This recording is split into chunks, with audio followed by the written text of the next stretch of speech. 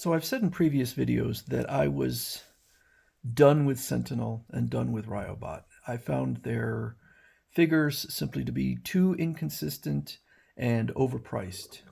And yet here I have a figure by Sentinel. Um, the reason I have this figure is because I had it pre-ordered before I made that decision. So this figure could either confirm my belief or change my opinion. This is not a figure maybe too many or anybody recognizes. It's from Super Robot Wars OG, Original Generations, compatible Kaiser figure. So Super Robot Wars is an extremely popular game series, um, exclusive to Japan. You can get it outside of Japan, but I don't think that many people outside of Japan know of this series. And it has produced an amazing amount of games. It was started in 1991. The first game came out for the Game Boy and has been continuing on up until today. I have four of the games. So there's Super Robot Wars V. This is the only one, all of the games I have are for the Switch. The latest one is Super Robot Wars 30, and I think the 30 might be the 30th game, because if you go on Wikipedia and look, they have the games listed out and with descriptions, and it's just scrolling on and on and on. So these games, the original generation OG games, came out for Game Boy Advance, and so I believe there were multiple ones. And so if you're talking Game Boy Advance, you're talking about a long time ago. And from what I understand, the original generation, unlike just about all of these games that use licensed characters, you could see, was it Shin Mazinger there in the front, and there's the Yamato in the back. I actually did play this game for about 30 minutes to an hour, and I can tell you there is a lot of dialogue in it. It is a real turn-based strategy game, and I will get back to it, but it was a lot of text. So I'm going to try to keep this video to around 10 minutes or under, but I'm definitely going to need to do more than one video on this figure because I have a lot to say about it. From the product description, it says that it's the long-awaited compatible Kaiser. And, oh, by the way, the original generations, my understanding is that what it means is these figures are not licensed figures. These are original figures created for those games. So this is not a figure that appeared in any anime or manga or anything. This was their own thing produced by whoever produced Super Robot Wars back in Game Boy Advance era. It says the approximately 250 millimeter tall body is made of ABS and die-cast parts, making it both heavy set and sharp looking.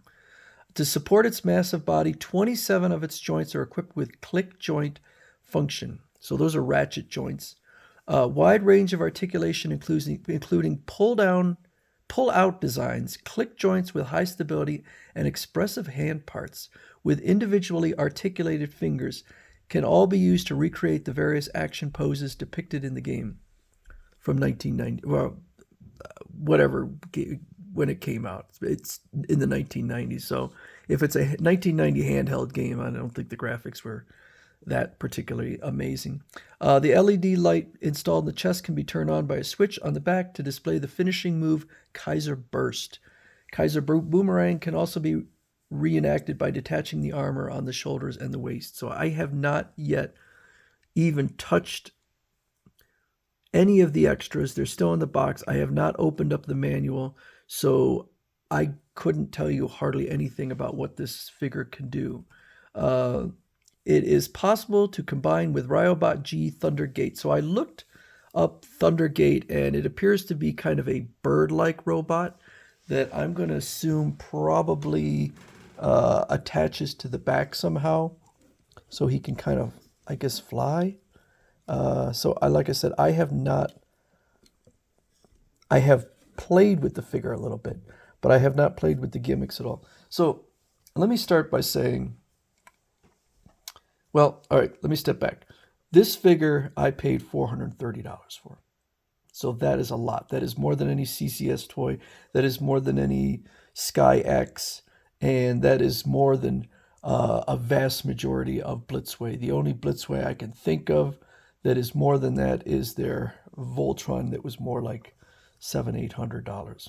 So is it worth that much? Well, it's partially my fault because I went on Dammit today and found the figure. It sold out, but it was for $320, so significantly less. So if I had done some shopping around, I might have found a better price. At the time when I ordered this, I did not know about Dammit. I had not really gotten into searching Japanese sites for price comparisons. So it's maybe unfair to judge this based on $430 since I probably could have gotten it for less. But I will say that the moment I picked it up, I was impressed by it. So it has a good amount of weight. Now, it does not feel like a die-cast heavy figure. And in fact, when I look around this, I'm not really seeing the die-cast. I don't think these joints in here, I don't think they're die-cast. This does not feel die-cast. I have seen figures where it will advertise die-cast and it's nothing more than pins and screws. So it's possible. That does not mean that an entirely plastic figure can't be awesome.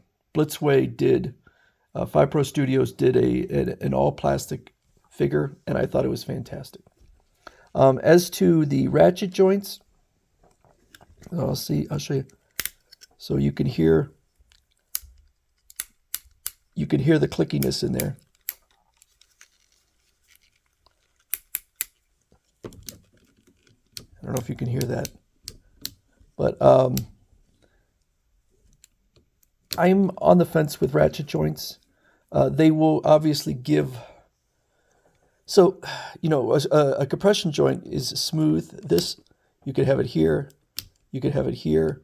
I usually think of ratchet joints when you have an exceptionally heavy figure in order to hold its position. I don't know that this figure is so heavy that it needs ratchet joints, but I've never really gotten the impression that ratchet joints are either high end or low end. They're just a decision that the manufacturer makes or the designer makes, and I don't necessarily have an issue either way.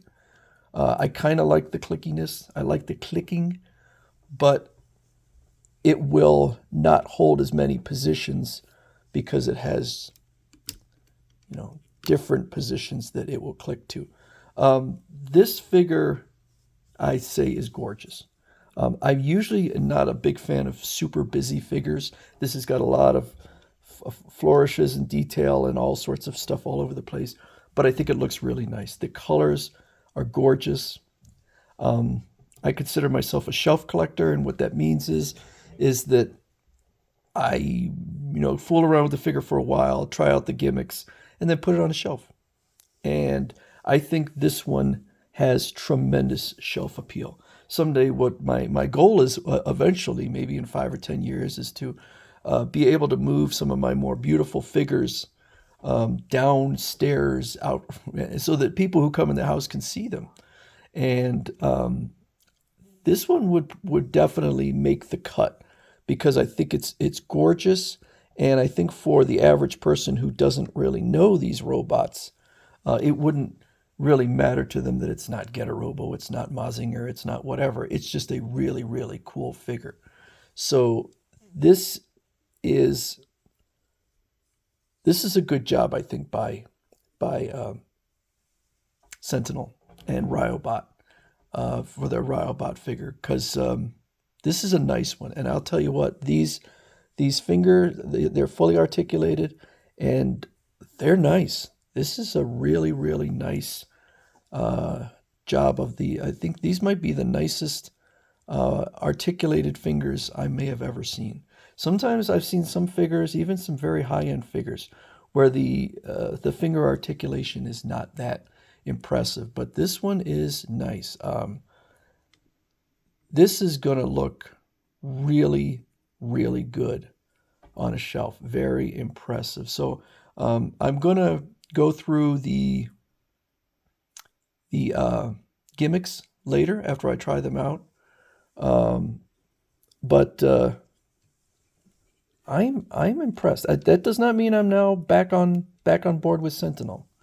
The reason I bought this one because I knew it wasn't a transformer, it's not a combiner, and so I decided to give it a try, and I think I'm pretty impressed. But I'm going to go through it some more and discover the other features about it, and then do at least one more video and maybe even a third one.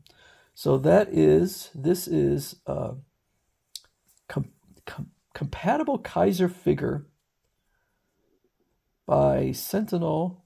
This is I guess part of their RIOBOT line.